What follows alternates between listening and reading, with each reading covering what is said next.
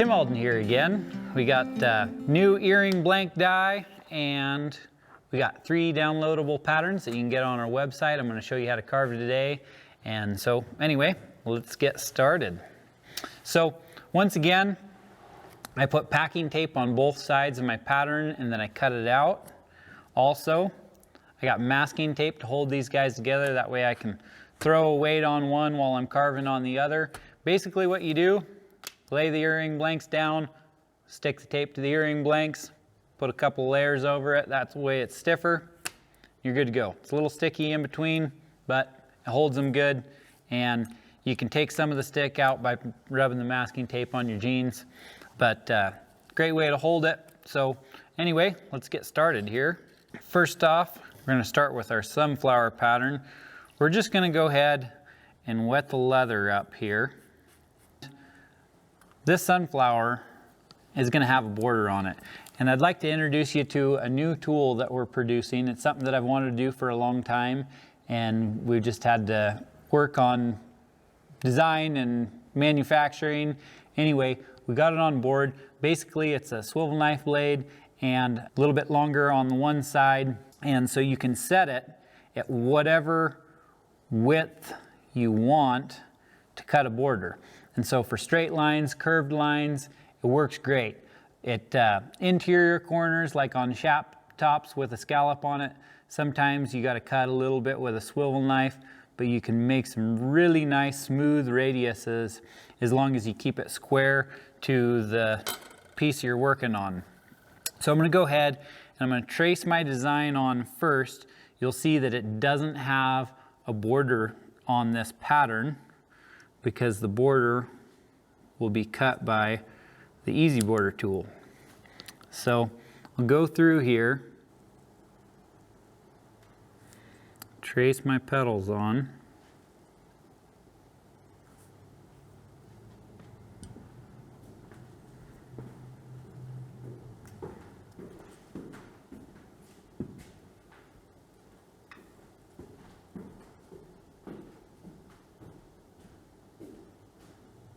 Once we've got that in place, we can go ahead and cut our border in. Just make sure that that's going to line up right about where we want it to. Might go ahead and run it out a little bit wider. This is a tool that we've used in our shop for a long time. My great-great-uncle Wilbur had one, and I grew up using it, and turns out nobody produces it. And so it's something that I've wanted to make for a lot of years. Anybody that's been in my shop for a class has seen it and probably used it, but we just recently were able to produce it on a level that we hope that we can keep up with the demand. Really easy to use, cuts a real nice even border. It will make you cut your outside lines a little bit better, because if there's any wobbles in your outside line, you can have some wobbles in your border as well. So anyway, now that we got the border cut there, we're going to go ahead with our swivel knife and cut our petals.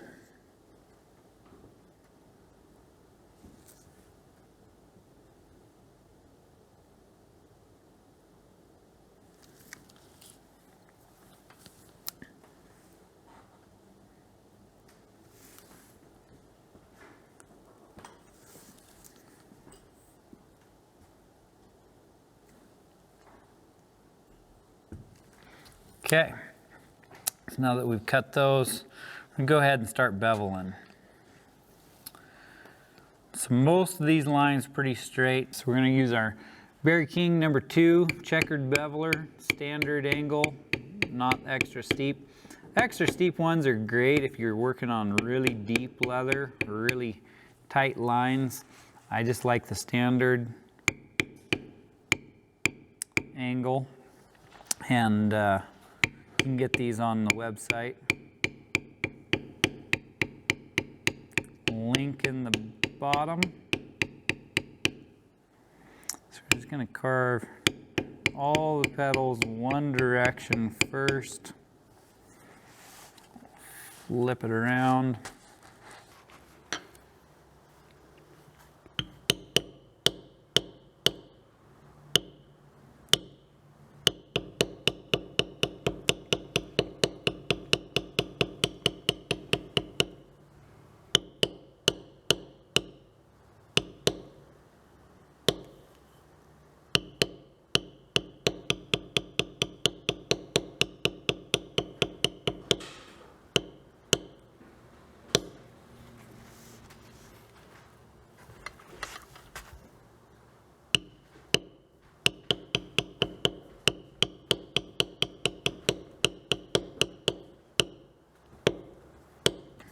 really want to make sure that your beveling is as smooth as possible. And if you're having trouble with getting smooth bevel lines, you can check out our video specifically on beveling, might help you out. So I'm going to go ahead and use my next size up beveler for the real straight stuff. A lot of times anything with a curve I won't use it on just because it just doesn't seem to go around even soft radiuses as well as I'd like it to, but I'll use it for my borders because it just goes a lot faster.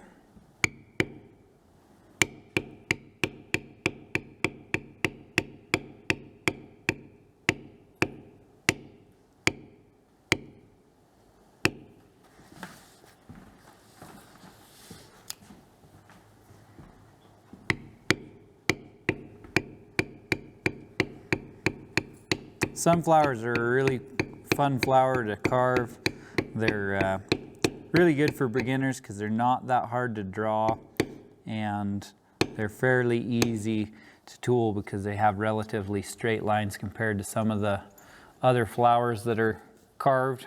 So now that we've got all that done, we're going to go ahead and we're going to background this, and I'm just going to go as far as I can in that V, and then I'm going to walk my background out.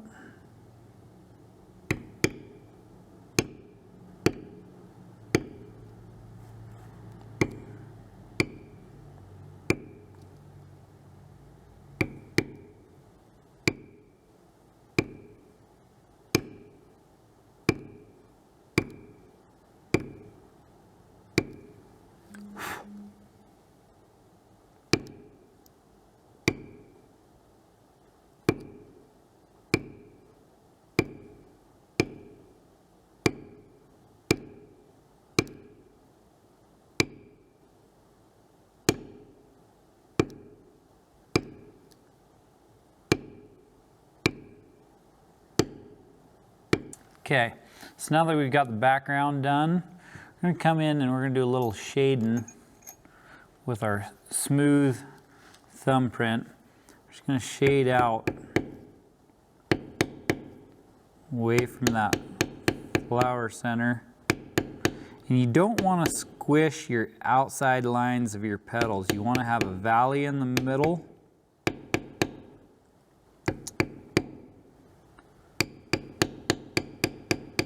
Sneak this guy through there.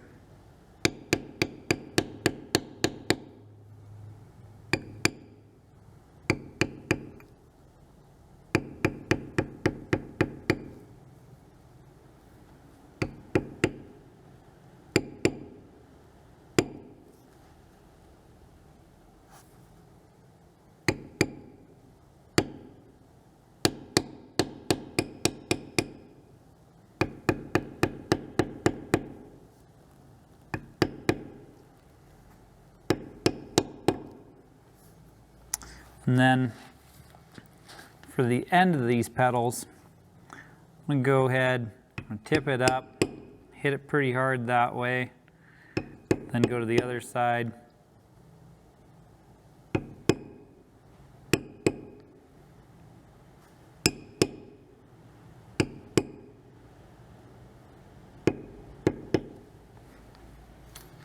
And then you can come back with your vertical lined thumbprint if you'd like some radiating lines coming out.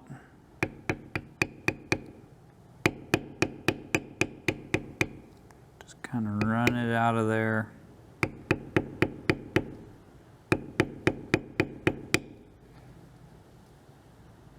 If you need to, flip it around, use the narrow side. Berry King really makes some nice tools, and stuff like this, you're going to see the difference in the crispness of the lines. And when you only have to have about 9 tools to do just about anything, they're really relatively inexpensive compared to sometimes you can buy, 30 cheap tools, and you can buy these a lot cheaper when you only have to buy a handful of them to get the job done.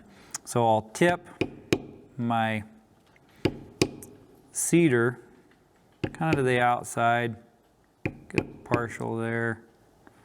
I'll just kind of work my way into that flower center.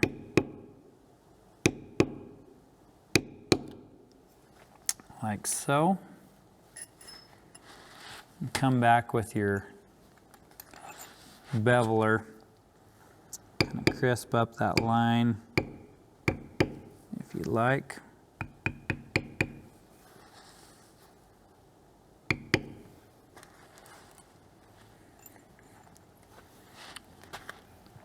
And now we're gonna use our veiner here. Once again, we're going with the same curve as the dominant petal. So whichever one's on top is the dominant petal. And so we'll just kind of tip it up. That way, if we use the whole tool, it'd cut across our petal. So we're just gonna tip it back, use that corner to where it creates some definition in that flower center, but it doesn't go out across our petal. Next, we're ready for some decorative cuts. And so usually with these sunflowers, I'll put a little cut, a little heavier at the tip, tapering off, kind of mimicking the outline of the petal, tapering towards the center of the flower.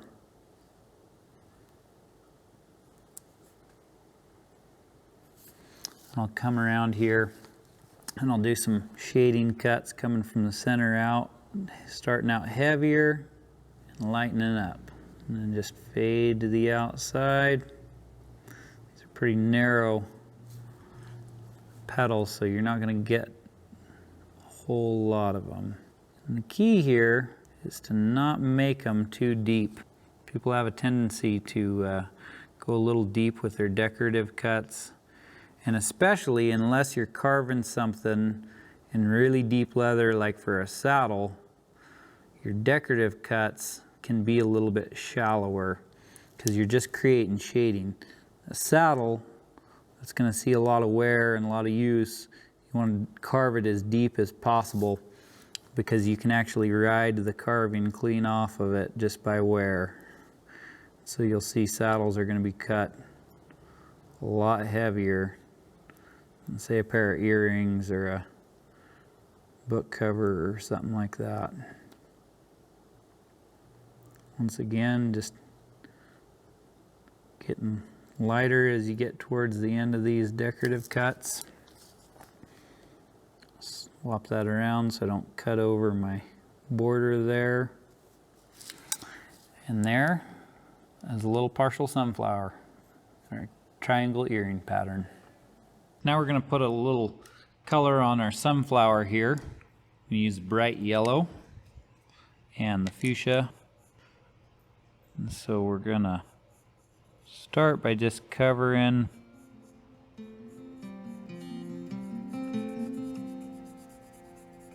the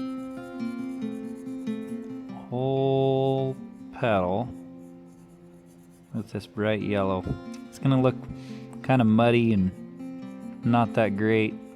It's going to dry a lot brighter.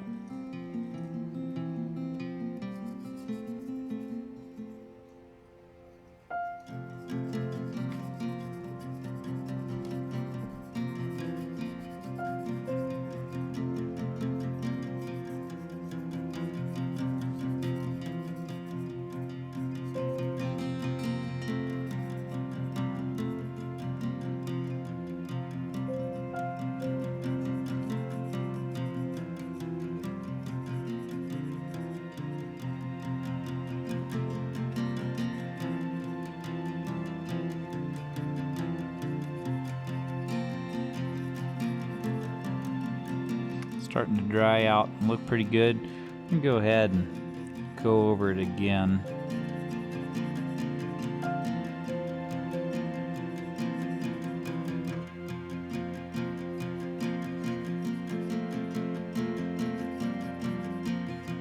do a little bit of color here.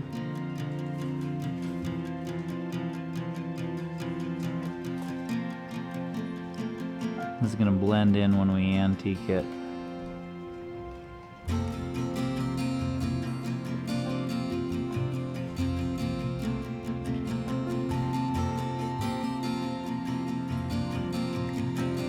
Go back over it with the yellow, kind of smear it and blend it in a little bit. Just want it to be darker in the middle.